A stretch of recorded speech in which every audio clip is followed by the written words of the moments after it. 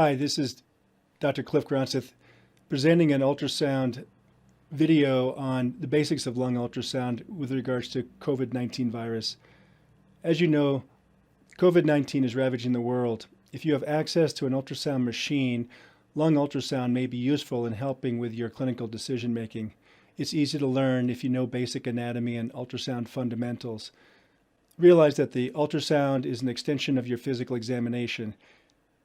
Like the stethoscope that allows you to listen to the lungs, ultrasound allows you to look inside the body real time.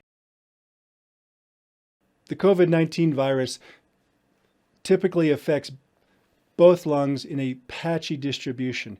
Here you can see an X-ray with areas of white consolidated areas next to normal appearing lung. This is classic for the ARDS that develops with COVID-19 pneumonia. The pleura can become irregular and thickened, which is also a finding seen on ultrasound. As the disease progresses, the areas of consolidation get more and more condensed. This causes a whiteout of the lung at the very severe cases. There may only be small little patches in very mild cases, if patches at all.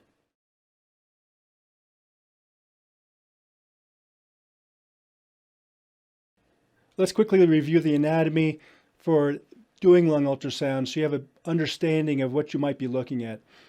There are three main layers. There's the chest wall, which has the muscles and soft tissues, including the ribs. Deep to the ribs are the two layers of pleura.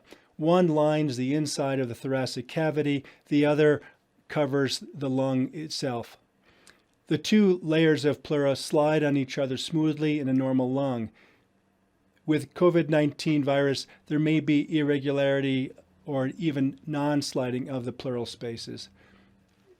Deep to the pleura is the lung tissue.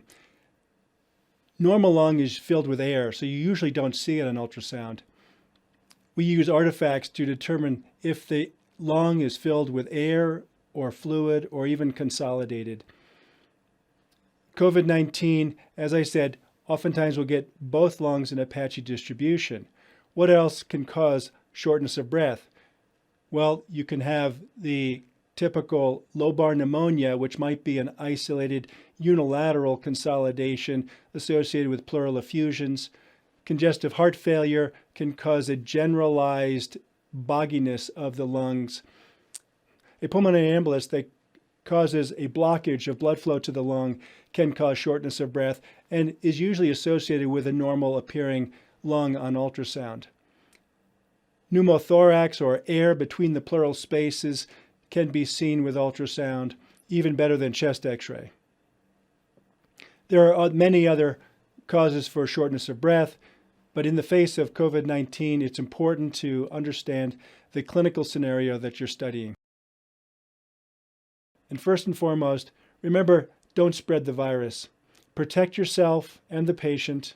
Disinfect the machine before and after use, and never use alcohol on the probes. Alcohol will destroy or ruin the probe face. Refer to the manufacturer's website or manual to define what type of cleaning agent you should use on the probes. How do you do lung ultrasound? You want to approach it in a systematic way. Time and urgency will determine what type of study you do. I find that a low frequency curved probe is best for doing a lung scan because you can look at the deep structures of the lung along with the superficial pleural sliding.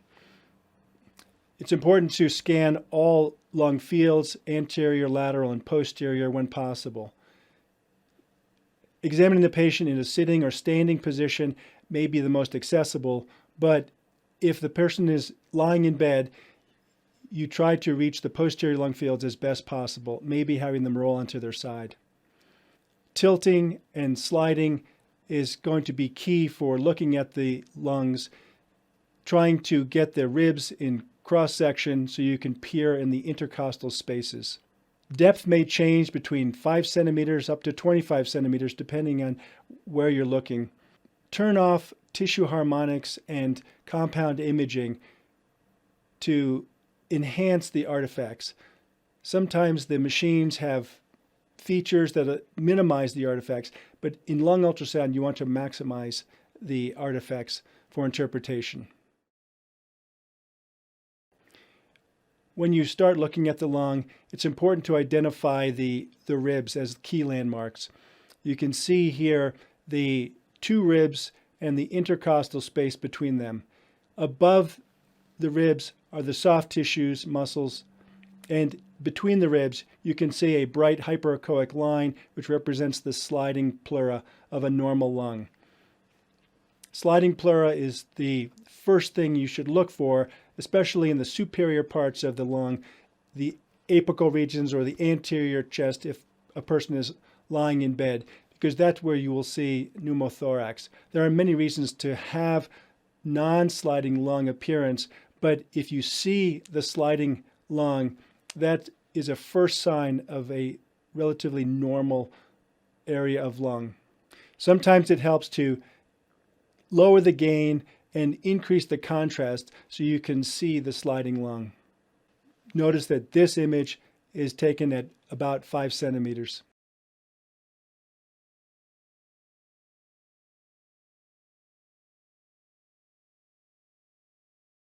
When you increase the depth, you'll notice these bright white horizontal equidistant artifacts. Those are called A-lines. A-lines represent aerated lung. They develop because of reverberation artifact between the probe and the pleural space. When you see A-lines, it is usually good. It means that the lung is filled with air because air does not transmit sound waves very well. Finding A-lines is the key feature for normal appearing lung in the face of a normal sliding lung. Notice that the ribs cast these dark rib shadows. That way you know you're in the intercostal space. As the lung gets wetter, you might start to lose the A-lines and you develop what's called B-lines. Those are vertical artifacts that extend from the pleural space all the way down to the base of the lung. B-lines represent fluid in the lung and are considered abnormal if more than 2 B-lines are seen in intercostal space. So if you see 3 or more, it is a sign of wetness in the lungs. Here's an example of a B-line extending from the pleural space to the bottom. Notice that it erases the A-lines, and the B-lines will often move with lung sliding. Here you can see multiple B-lines, or lung rockets as they're sometimes called, moving as the pleura slides. This type of lung is likely moist, filled with fluid. A decoy of B-lines is something called Z-lines. Z-lines are also vertical lines that extend from the pleura, but they extinguish. They don't go very deep into the lung space, certainly don't go down to the bottom of the lung field. Z-lines have no clinical relevance, but can be confused for B-lines. Again, it's important to look for the extension of the B-lines all the way to the base, sliding moving as the lung slides, and erasing the A-lines. As the lung gets wetter, it may consolidate. Here you can see consolidation of the lung. There's a dark, irregular mass filled with small, bright white spots. The white spots are called air bronchograms. They can either be static or dynamic. Dynamic is oftentimes seen in lobar pneumonias, but in this case, this represents static air bronchograms, which are trapped little air lobules that reflect back to the ultrasound probe.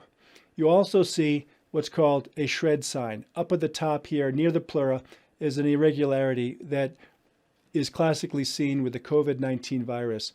Considering that the virus attacks the small air sacs in the periphery of the lung, you may see some subpleural consolidations classically with the COVID-19 ARDS pattern. You also see in this picture a comet tail artifact that looks like a B-line, but it does not originate from the pleural space. So that is simply an artifact within this consolidation. It's important to define the edges of the lung. So you have the ribs on the chest wall, and the inferior part, you have the diaphragm and the abdominal organs. Here you can see a hyperechoic diaphragmatic reflection next to the liver, which, unlike air bronchograms, show dark vessels, not bright white. Deep to the liver, you can see a reflection of the spine. This is normal because the sound waves travel through the fluid of the liver and reflect the spine image back up to the probe. Notice that the spine does not extend above the diaphragm. That's because in this image, the lung at the base is filled with air. Air does not transmit sound waves well, so the signal will come down, reflect off of the diaphragm, make a couple of bounces, then go back up to the probe and record it. That long distance will recreate an image of the liver superior or above the diaphragm. That's normal. It's called a mirror artifact. Using the mirror artifact will confirm air in the bottom of the lung. If you see the spine reflection extending above the diaphragm, it means that there's something reflecting the sound waves above the diaphragm, which would either be fluid or solid. Also notice that you've got what's called a curtain sign in this video.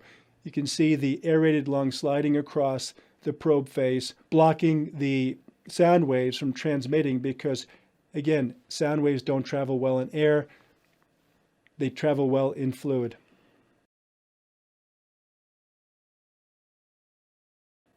So what about other sources of shortness of breath? Here you can see a consolidation in the lung base with some air bronchograms, and you see the spine sign at the bottom.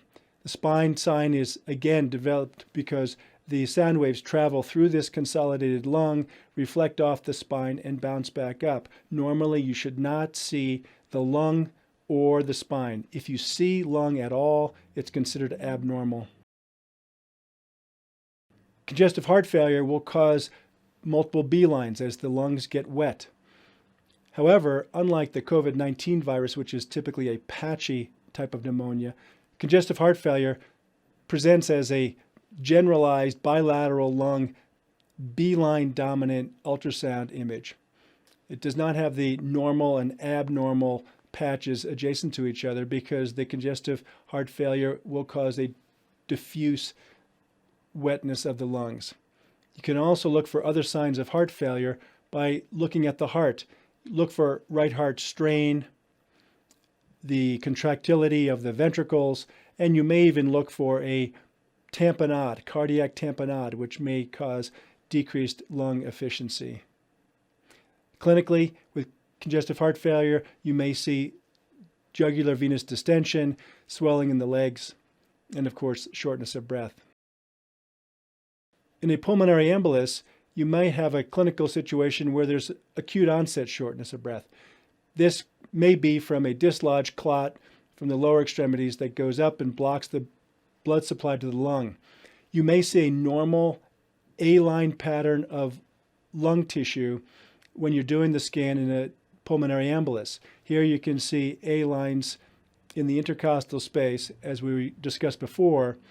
So a pulmonary embolus may have a completely normal appearing lung ultrasound study. However, if you look at the blood vessels in the groin or behind the knee, you may see blood vessels that do not compress. In this case, you can see a compressible vein right here, which rules out a clot in that vessel. A pneumothorax is when air develops between the two pleural layers. Here you can see normal sliding lung. This essentially rules out pneumothorax at that area. Remember, air rises, liquid sinks. Screening for pneumothorax in the high levels of the lung, anterior if they're lying in bed, or in the apical areas if they're sitting or standing, will essentially rule out pneumothorax. If you do not see lung sliding, there are multiple reasons, including possible fibrosis of the lung, poor ventilation. The lung does not slide as much near the hilum or the center of the lung compared to the distal or lower lobes. You cannot rule out a pneumothorax simply by seeing non-lung sliding. However, if you see what's called a lung point, which is where the two pleura actually start to separate because of the air between them, that defines a pneumothorax. There are multiple other sources of shortness of breath: COPD, fibrosis, metabolic disorders. You can use the mnemonic 1, 2, 3, ABC. Number 1, get a good history to help define the potential source of shortness of breath. 2, listen to the lungs. Listening to the lungs will help define areas of potential pathology that you can focus on with the ultrasound. And then 3, use the ultrasound to clarify what type of lung pattern you might see. Is it air in the lungs with A lines? Are there B lines, which represent boggy or bad lungs? Or is it consolidated, C, for parts of the lung that have lost their air? ABC, air, boggy, or consolidated.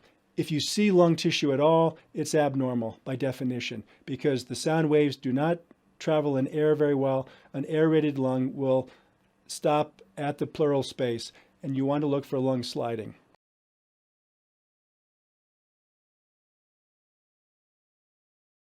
The COVID-19 pneumonia causes a patchy distribution in both lungs, with areas of normal lung adjacent to abnormal lung. You can see some pleural irregularities and subpleural consolidations called shred signs at the periphery of the lung. It's important to define the boundaries of the lung, knowing where the ribs are with the rib shadows and the intercostal space, defining the movement of the diaphragm, and defining the abdominal organs. You can use the abdominal organs as windows to see the base of the lungs as needed. I hope this is helpful for you. Thank you for your time.